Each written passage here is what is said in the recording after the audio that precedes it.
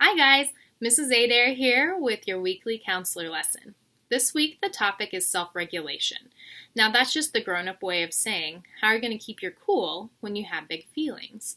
Now some of those feelings could be anger, extreme sadness, anxiety, rage, or maybe you're just irritated and so you start getting snippy towards the people in your house. Now I'll let you in on a little hint here. The adults don't like it when you get snippy at them. I learned that one from experience. That was one of those triggers from my mom. A trigger is something that just really, really irritates you. And for her, I knew that if I was snippy towards her, was not going to be happy. So I learned that if I was feeling snippy, I needed to use a strategy to keep myself calm. That way I could explain how I was feeling. So imagine that you're at your house. You're bored, maybe a little grumpy, and an adult in your house asks you to do something that you just really don't want to do. Like take out the trash, do your homework, brush your teeth, get dressed. And since you're already irritated, you just kind of snap. Maybe you get so mad at this small problem that you have a big reaction and it turns into a big problem. You might yell, cry, scream, have an epic meltdown. So when you lose control of your emotions, sometimes people call it flipping your lid.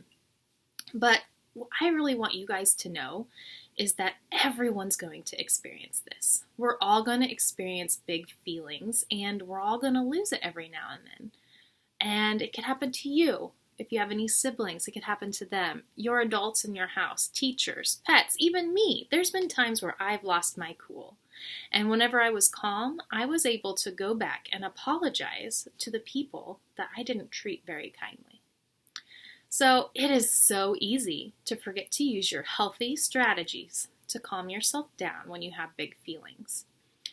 And keeping feelings locked inside isn't healthy. So it's really important before you blow, you get your feelings out. And we often think that talking about feelings is this big scary thing, or that you'll get in trouble for how you feel. But here's the deal. You don't get in trouble for your feelings. You don't get in trouble for being sad. You don't get in trouble for being anxious or angry.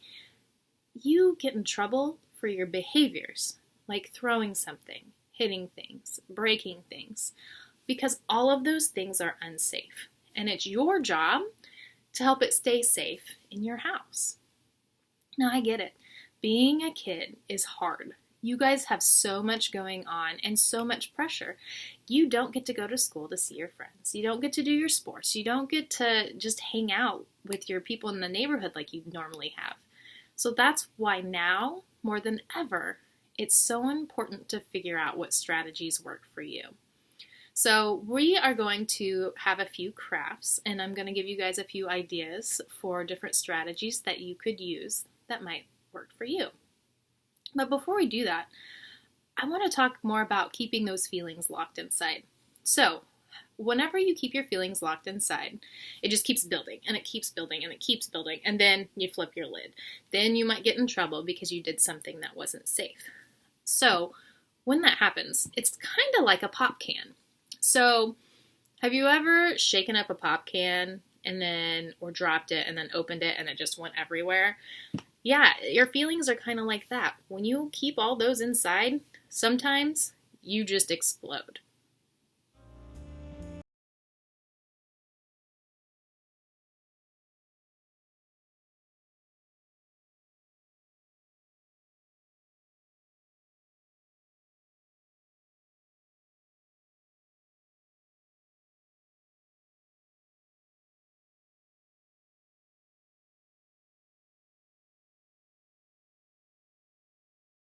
The pop can, if it gets all shaken up and is not given time to calm down, when you open it, it's going to make a mess and it's going to have a big reaction.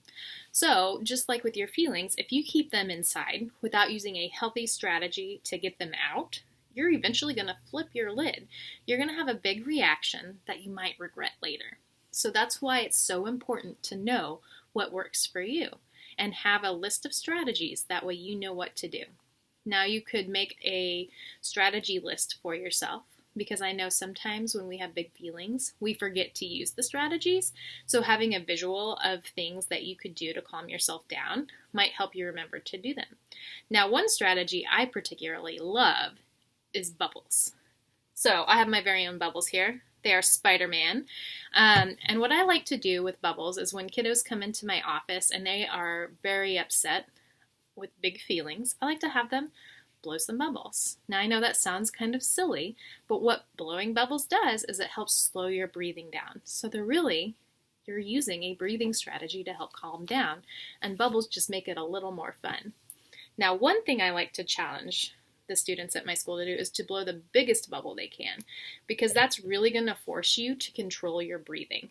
Because if you don't take a big enough breath, you're going to run out of air. If you push the air out too fast, you're going to pop the bubble. So let's see if I can do this. Let's see if I can make a big bubble. Deep breath in. Oh, I missed it that time, so we got to try again. All right.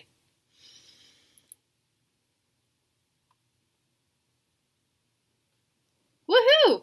I made a big bubble, and I could definitely tell that it made my breathing slow down.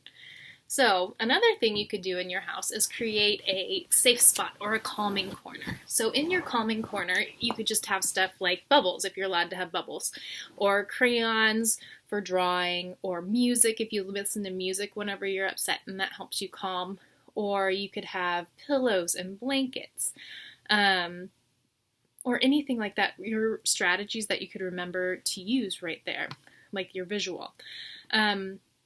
And when you're in that calming corner, that's a space for you just to practice using your strategies.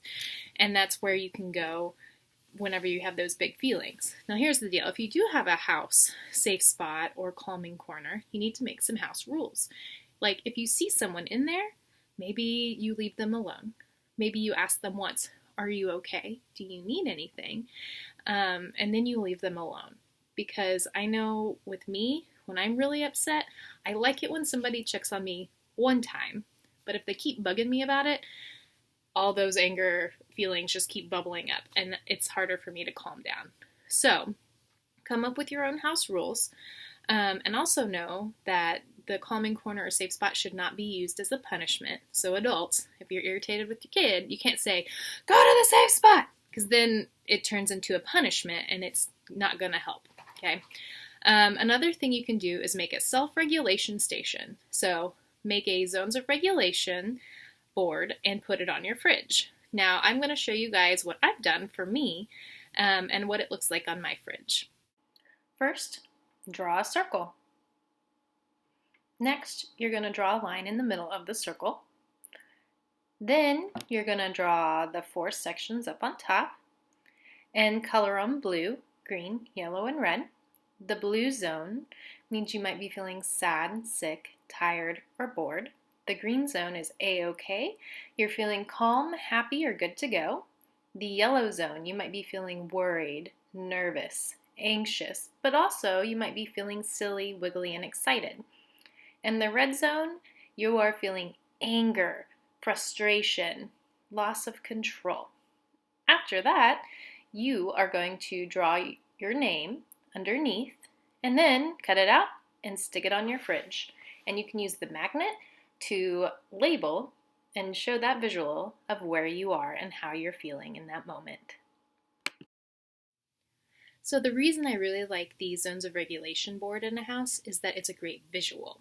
So it gives kids the visual of what they're feeling and what others might be feeling. And it's also a great communication tool from kids to adults and adults to kids. So if you make these, I think you should make one for everyone in your family, not just the kids. Because let's face it, adults, these are some weird times and you're going to have feelings. And your kids need to know that it's okay to talk about it, it's okay to use strategies, and it's okay to not be okay. So it's a great communication tool. And as you make these, you can say, hey, when I'm in the red zone, check on me once and let me have some quiet time because I need to calm down. Or if I'm in the blue zone, I really need a hug because I'm feeling sad. And have that conversation as a family of what you need in each one of the zones. Maybe as for me, whenever I'm feeling really anxious, I need to be with people. Whenever I'm feeling really angry, I need by myself time. When I'm sad, I just really need a big ol' hug. That helps me feel connected and grounded. So, I hope you guys have a successful week with your self-regulation. If you have any questions, feel free to reach out to me, and I am sending wish wells and love your way.